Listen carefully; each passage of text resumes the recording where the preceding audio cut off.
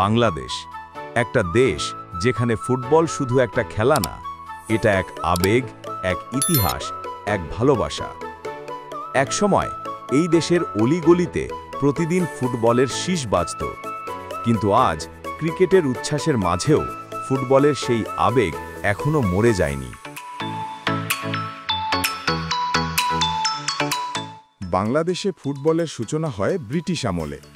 তখন ঢাকার মাঠে স্কুল কলেজের ছেলেরা পায়ে বল নিয়ে নামত খেলতে। স্বাধীনতার পর ১৯৭২ সালে গঠিত হয় বাংলাদেশ ফুটবল ফেডারেশন, BFF। তখন থেকেই শুরু হয় আমাদের আন্তর্জাতিক ফুটবল যাত্রা। ৮০ দশকে ফুটবল ছিল দেশের সবচেয়ে জনপ্রিয় খেলা। দর্শক ভর্তি থাকত বঙ্গবন্ধু স্টেডিয়ামে। মোহামেডান, আবাহনী, ব্রাদার্স ইউনিয়ন, তখনকার ক্লাব লড়াই ছিল দেশজুড়ে উৎসবের মতো। বাংলাদেশে ফুটবলের জনপ্রিয়তা এতটাই যে বিশ্বকাপ এলেই দেশ ভাগ হয়ে যায় দুই রঙে, নীল সাদা আর্জেন্টিনা আর হলুদ সবুজ ব্রাজিল।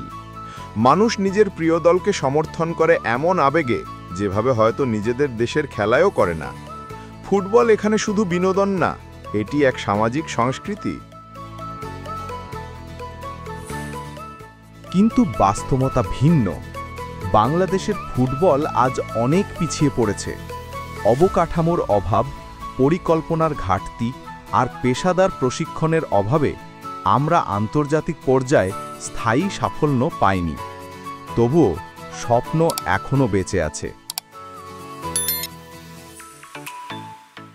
এই স্বপ্নকে আবার জাগিয়ে তুলেছে এক নাম, হামজা চৌধুরী। ইংল্যান্ডে জন্ম, কিন্তু হৃদয়ে বাংলাদেশ।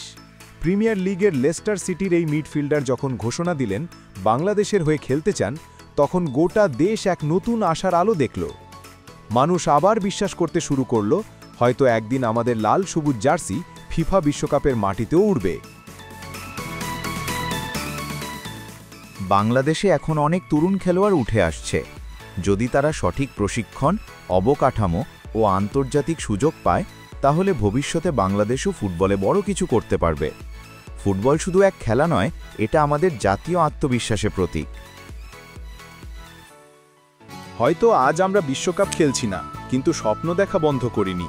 কারণ যে দেশ হামজার মতো সন্তান জন্ম দিতে পারে, সে দেশ একদিন ফুটবলের বিশ্বমঞ্চে নিজের পতাকা উড়াবেই। যদি বাংলাদেশের ফুটবলের প্রতি তোমার ভালোবাসা থাকে, তাহলে ভিডিওটি লাইক করো, শেয়ার করো আর সাবস্ক্রাইব করো আমাদের চ্যানেল।